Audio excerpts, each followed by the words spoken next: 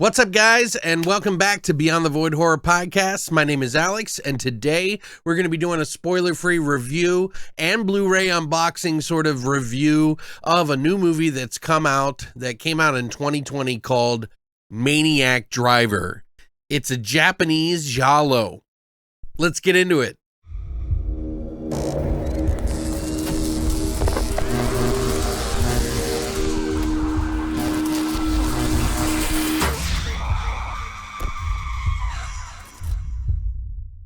So yeah, MVD Entertainment actually sent this out to me about a month ago, and I have been just slammed with doing the end of the year top 2022 horror movies of the year. If you haven't seen that, guys, please listen to the podcast that we did on it. I'll put a link down below. But yeah, I'm finally getting around to watching this movie, and holy shit, man, I was actually really impressed with this movie. This is a movie about a taxi driver who is going through some pretty bad mental issues, where he is sort of mourning his ex-wife who died in a tragic murder that he had to see and watch, and then the murderer killing himself. And so he gets this complex where he has to go out and try to find the perfect victim to kill and do the exact same. He hates life, he hates the city, he calls it a dystopian world, and he just wants nothing more to do with it. So as you watch this movie, he is sort of hunting down prey, doing it in the style of most giallos, with the fantastic aesthetics, colors, and camera work that is just really impeccable stuff here. There is a lot of gore in this film and a lot of sex, so be prepared for that. If you're not into that kind of stuff, well, this might not be for you, but for fans of giallo, I really highly recommend you check this one out. I was very impressed. Now, I'm still kind of getting, to know more and more giallo, but this one actually really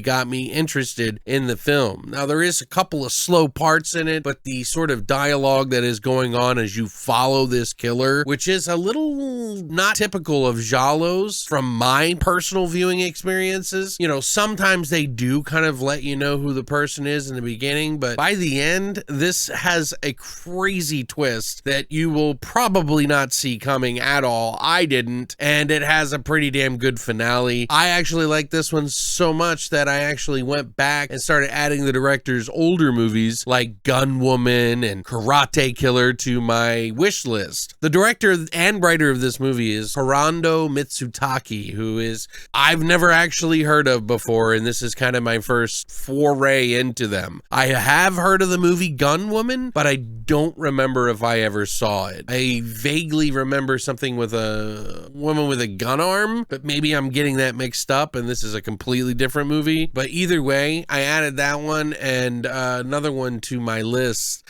because I'm curious about this guy's style. There are some really amazing shots, some really shocking stuff that happens in this movie. There's definitely a lot of nudity, from the top all the way down almost. But yeah, it's in there and it's chock full of just what you'd expect to see in a giallo film. I actually think this is a pretty safe bet if you're looking for something that's maybe a little bit more modern and, you don't really see Japanese giallos. I really enjoyed it. I think it's a pretty damn good release, and thank you, MVD Entertainment Group, for sending this one out to me. Like, I wasn't expecting to like this as much as I did, and I really did. You can actually pick it up at MVD Entertainment Group or many different places. It's technically a real gore releasing, but they seem to have worked with Synapse on this release and other companies on this as well. So one thing I do like about this release in particular is that it has the regular cover, and this is sort of the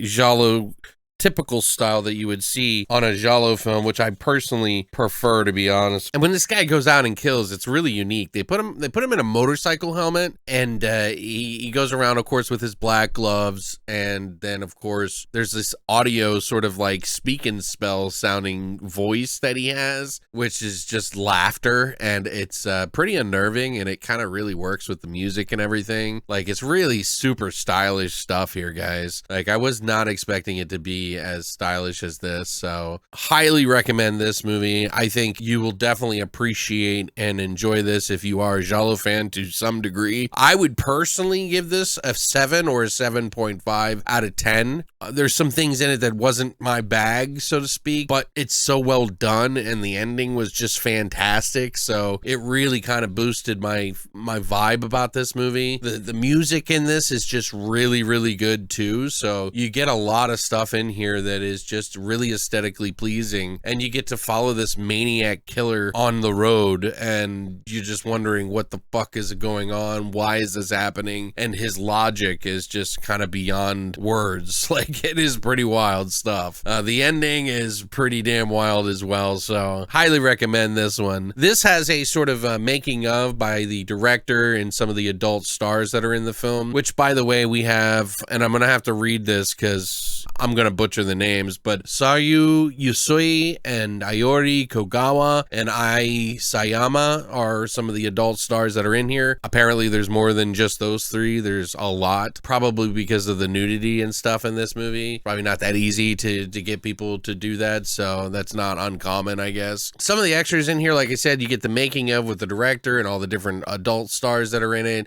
They do some scenes and things that they did. They also have a commentary track by the director. There's some stills. The trailer's in there as well, so I think this one will surprise you. If you haven't already picked it up, check it out. I will put a link down below for you to be able to pick it up. But have you heard of this? Are you a fan of Giallo? Let me know what you think. I would love to hear from you. Please let me know what you think in the comments section down below, and any other films that you'd like me to review in the Giallo that you think are pretty graphic and gory like this one. I would love to hear what your favorites are, and maybe I'll cover it in the future and pick it up myself, because this kind of got me in the Giallo mood. But anyway, thank you guys so much for coming by, and as always, long live the void.